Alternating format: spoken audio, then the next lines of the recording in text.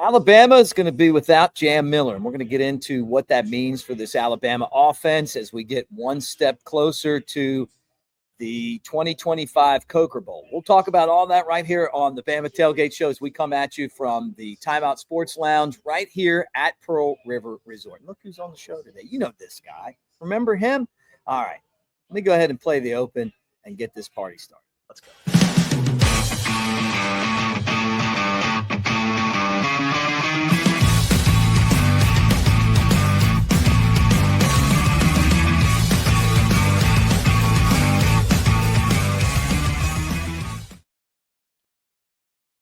All right, there he is, Jake Coker and Mick Gillespie coming at you from Pearl River Resort here in Philadelphia, Mississippi.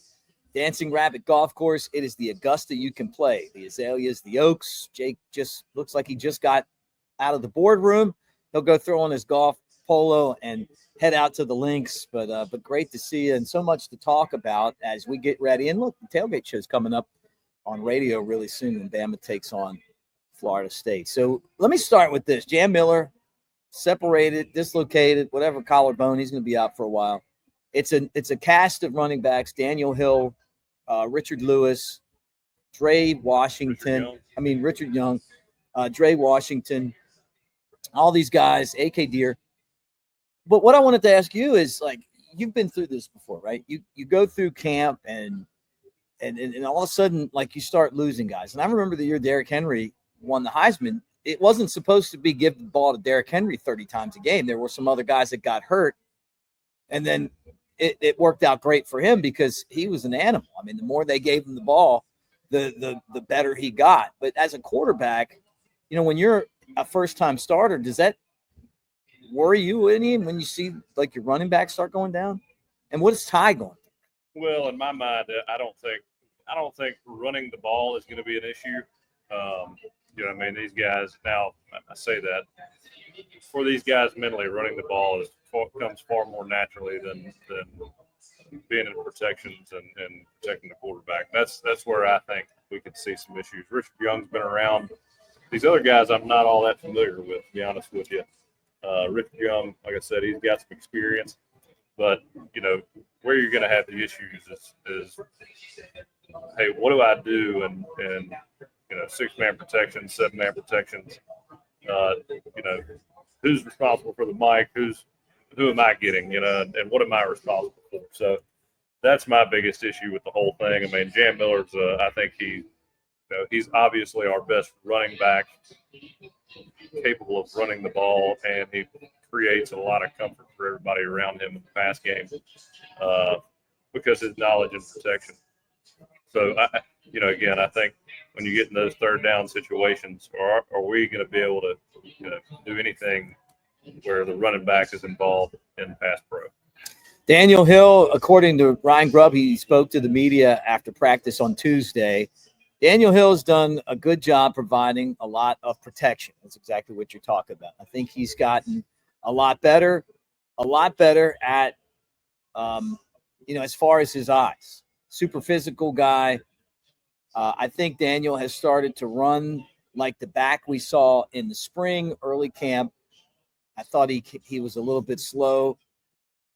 And obviously what he's saying is when you're the guy, that light bulb comes on. I mean, it better, right? Well, it's sink or swim. I mean, either you make it happen or you're at Alabama. I mean, you just list off 4 names. All these guys are, if you're coming to Alabama, usually you're a 4-star, 5-star, right? And they got options. So, they either figure it out or it's the next man up. And this definitely makes things more interesting. I thought Jam Miller was really coming into a heavy leadership role. I think him and Ty Simpson were right there, probably together. Jam having more experience on the field. Ty obviously being a backup guy, but has been around for a long time and has respect for his teammates. Again, you hate to see a guy with that much experience and that much leadership capability off the field, but he's really going to become a coach here the next couple of weeks, and I think he's out till week 7, right? Week 8, something like that. If we can survive those first 7 games and he comes back in healthy, it could be a blessing in disguise. But you hate to say that about an injury, obviously, and it's not best case scenario. But yeah, if we get him back later on the season, he's fresh and not beat up. Hopefully everything falls into place. That's what you got to deal with, right? You got Dre Washington. He's the guy that transferred from Louisiana, the Raging Cajuns, right? And he's got the most experience of any Alabama back. He had 1,000-yard rushing, season a year ago. And Grubb said, great vision, running the football, improves every day. He said, I think some of the pass protection responsibilities are things that probably were not in his wheelhouse prior to getting here. So he's basically saying, look, he does things with the football, but you just mentioned this, the pass protection stuff, it's got to get better. I felt like he's like, look, this guy can do some things. So to me, it's like there's going to be a little bit of hesitancy to put him on the field maybe. Times. Yeah, I mean, usually you've got a few pass protections that are kind of your bread and butter, that you run the most out of certain formation and personnel. I think he'll probably be in the game, and a couple of those looks where he understands what's going on because he's repped it so many times. Once you start getting into some things that you run here and there, some play action stuff, that may cause a little problem for him. And so I'm looking for them to make him comfortable in just a few looks. And then finally, and this was interesting within itself, Kevin Riley, the running back out of County High in Tuscaloosa, has started to show up a little bit. He's a guy that has really nice vision, not so big back as the others, but runs very physical and is good out of the backfield. I think Kevin Riley is also a guy can be a little bit shifty and that you could even maybe throw the ball to. So. Yeah, maybe one of those backs that you shift into empty formation and put him out there at receiver and get him, kind of on the line of scrimmage early and let him work his way into some open field. So that's what we're looking at right now, running back wise. He didn't say anything about A.K. Deere. I still think A.K. Deere is going to be someone that's important to Alabama. And, and Richard Young, I feel like that's a guy who Alabama needs to really step up. I mean, I think once you have a guy go down in a position, you want everybody to step up. With 2015, I don't remember who all the guys were, but you guys had some injury issues at running back. Yeah, Kenyon Drake broke he broke something. I can't remember which limb it was, but he was out for I think 8 weeks. I think that's right. Pretty sure he broke his arm. I thought that's what it was.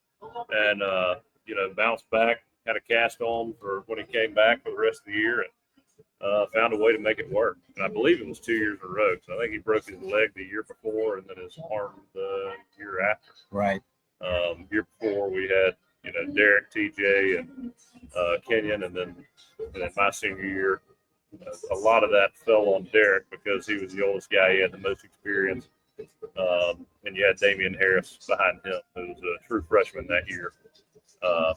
It's one of those things where sometimes Damian would get in the backfield and ask what he had to do. And that's, it just is what it is. Derek could run the ball 40 times. And so Damian had to hop in there and make a play. And Damian was extremely intelligent. And if you see any of his interviews, you can tell he's well-spoken. He's a well-thought-out guy, highly intelligent.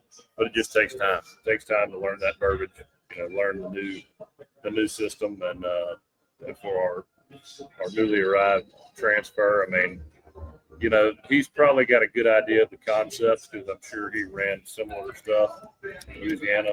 But, the language is a little bit different.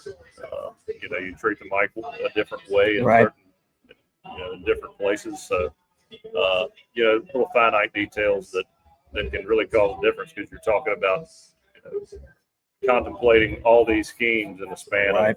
of 3-4 seconds. Sometimes the mic call is right before the snap because you got to change the player around. So there's a lot of moving parts. Jay Miller is definitely an obstacle, but you know what? I've talked to a lot of people this week. The thought around Tuscaloosa is that we're going to have a really, really good team, and Ty Simpson is looking extremely strong. You can only take so much from camp. I've heard this before from other schools, but usually when former players are telling me things, they're usually very hard on the team, and I'm hearing we're looking really good this year. Oh, fill my head with this stuff. I know. I hate to even do it. But I'm hearing a lot of good things. All right, next topic I wanted to get into was that Alabama. And I think a lot of that's talent. I think a lot of that's mentality. We spent time with Ryan Williams and the new wave guys. It sounds like they've taken a lot of that to heart, and they want to grind it out like those old Coach Saban teams. Love the sound of that, right? Love the sound of that. Talking about grind it out. How about Alabama? 11 players on the preseason coaches All-SEC team. I was wondering, like, that's tied with Georgia for the most in the SEC. What is Alabama's talent level compared to the rest of the league, right? Well, Caden Proctor and Ryan Williams, first team guys on offense, but having 11 guys throughout the preseason All-SEC team tells you that Alabama's still stacked with talent. Yeah, we got a bunch of guys that score well. Run fast 40s, fast shuttles, high verticals, all that. Doesn't mean anything until you get on the field. So, some of these are. I'm sure some of these will pan out and they'll be great. I hope. Usually at Alabama they do. So look, man, we got all the pieces in place. I think we just got to manage the leadership and find a way to navigate this season. Stay mentally strong like we used to do. Yeah, love that idea. And then how about Ty Simpson named to the Johnny Unitas Golden Orb? Let me say this again, because my dad was not only a Colts fan, but he was a Johnny Unitas fan, and he even had the flat top haircut as a kid to be like Johnny U. So I need to say this right. Ty Simpson named to the Johnny Unitas Golden Arm Award watch list. You know who Johnny Unitas is, right? Oh yeah. I hope he doesn't see that, but I think he deserves to be there. We're gonna have a talented team, a lot of talent around him. Good, we're gonna be good up front. At least that's what that's what it says on paper. So we'll see what happens. But it's like we've said on this podcast for really 2 years now. Ty's got all the intangibles. He's got everything physically. All the tools are there. And I don't think there's a better person to lead them into that second year under Caleb. What advice would you give? Stay away from shit like that. Hear that, Ty? Don't look into that stuff. Stay off Twitter unless you got some NIL posts you're getting paid to post, and enjoy this year with your teammates. Enjoy the rest of your career with your teammates, and stay in college as long as you can because of NIL. Yeah, right. Enjoy that. I can't imagine getting paid in college. No, it would have been a lot of fun. And that's the way that it goes right now. I think a lot of that stuff's about to change. I mean, we keep hearing that, but Bama has a bunch of players that are on different award lists. Maxwell Award, Ryan Williams. Paul Horning Award, Ryan Williams. Walter Camp Award, Ryan Williams. Biletnikoff Award, Jeremy Bernard and Ryan Williams. I just wanted to talk about Ryan Williams because I feel like he's on the Heisman radar too. And now he's got to have a big year, don't get me wrong. But I was watching the Georgia-Alabama game from last year. It was on TV here at Pearl River at the sports book. And I'm just watching like the catches that he made in that game. Not the catch that the Daniel Moore Prince, made after. Yeah. But just a lot of he's amazing. It takes acrobatic catches to a whole new level. He defined that term, in my opinion, last year. And not only like one or two, it was like every game you were seeing something crazy. Georgia, one of the catches against Vandy, the called back touchdown against Oklahoma. Not only catching the ball, but finding a way to land on his feet and get yards after catch as well. So the guy's got everything, and we got receivers showing up, developing. to have to cover him, Jeremy Bernard, the rest of the arsenal. It's going to be tough. And you got a guy in Ty who I think is going to anticipate well and get the ball to the guys that Kalen DeBoer and Ryan grew up wanting to get the ball to. Guys, I want to tell you a couple things. First off, New Life Art. Use our promo code Bama Tailgate, and you get 20% off anything at New Life Art right now. So you pimp out your man cave. I've done that, whether my apartment or my house. I got those Daniel Moore prints. I'm trying to find a new spot for my Snake Stabler print because we moved some things around. And that's one where I'm like, okay, that's one of the – I've got a bunch of them in my studio, right? Snake stays in the house. I love Snake. You love Snake too. We love the Snake, right? But there's so many cool things over there at New Life Art. Even Coker's on one of the prints. So make sure that you check that out. And then we're hanging here at Pearl River. We're staying at Silver Star this trip. We're going to be here for the next couple days. Get out Dancing Rabbit Golf Course. The Augusta you can play. It's just fun, man. Like you pull up and there's an excitement to this place. Yeah, it's a good spot. Wish we were playing golf. I don't know if they're going to let you in with that like attire you got right now. This is a beach shirt, man. This is a beach shirt. It's comfortable. Feel that. Terry cloth. It feels like porcupine.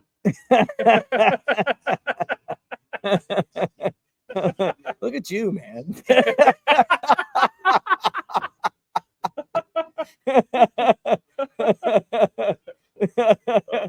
No, I love it here, man. We're in the sports book right now. Like, just watched a little Cubs baseball in here. They got like 20 big screen TVs. But what's cool is like some of the TVs they can turn into like a whole wall of TVs, a full size bar. They got the kiosks. And they also have the window, if that's what you want. They have the personal kiosks, which are pretty cool too. You can get over there and just hang out. You can put whatever game you want to watch up there and then obviously just kind of hang out in your own space and do it. Dancing Rabbit Golf Course, which is the Augusta that you can play. And this one's going to blow your mind. Tracy Lawrence, the country singer, the amazing Tracy Lawrence, who I love, is going to be here in November.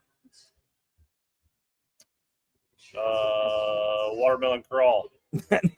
No. Alibis and front porch. That's right. I'm thinking of Tracy Bird. Yeah. That's going to blow my mind. All right. Hey, one last thing.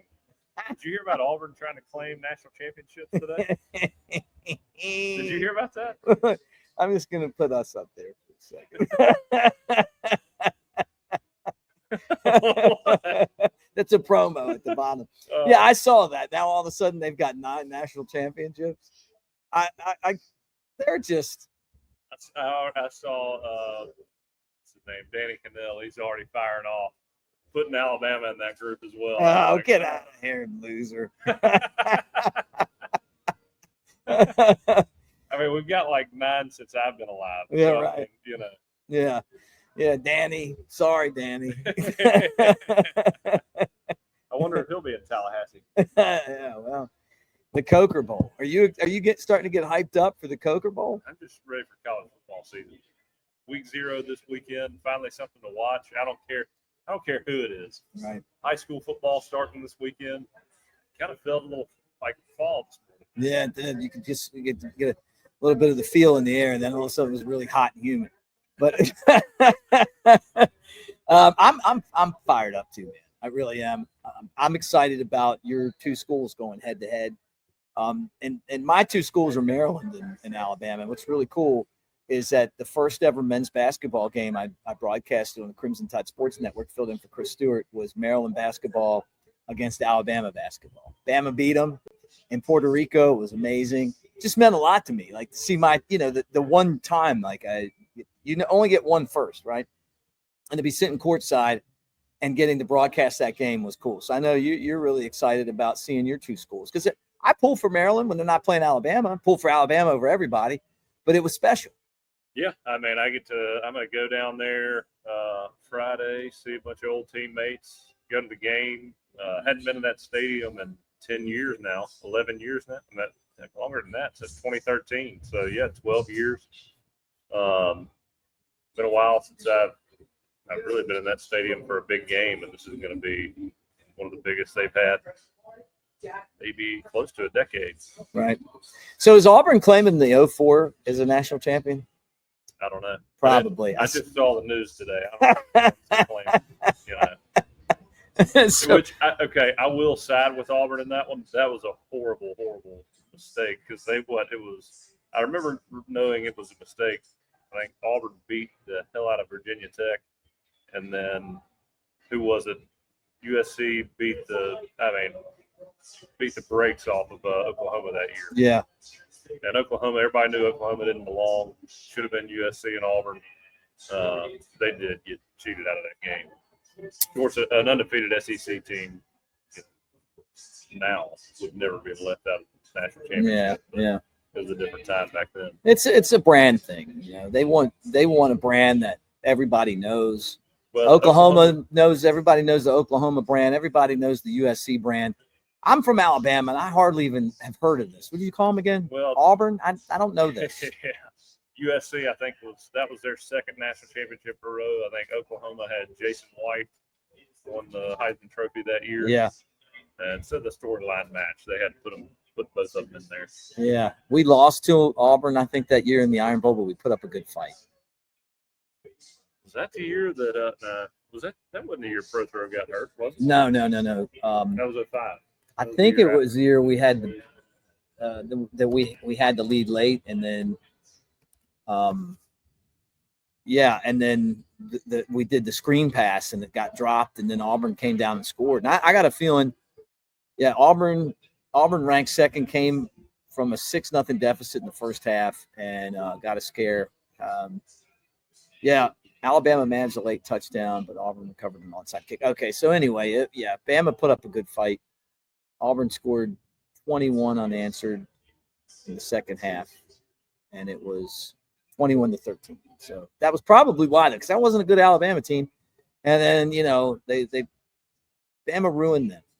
Even though they didn't win, they still put a cog in their machine. Yeah, there wasn't a whole lot to say, but growing up an Alabama fan, my first year that you really remember for success was 2005. Mm-hmm. Beat Florida bad at home, beat Tennessee with the late game fumble. Yeah. The Christensen, money Christensen kicking the hell out of the ball that year. They were always ugly, but they went through. Yeah. Well, that's awesome, man. Well, look, let's do it again tomorrow. Good to see you. Have a great time at Pearl River. All you guys, again, thank you for hanging out with us. We appreciate everyone at Pearl River Resort for being here. We're going to try to get Matt Perkins on, or maybe Josh Peoples. We're going to get one of our friends on from Pearl River to talk about everything coming up. But Tracy Lawrence is amazing, and he doesn't sing Watermelon Crawl. For Jake Coker, I'm Mick Gillespie. Roll Tide, everybody.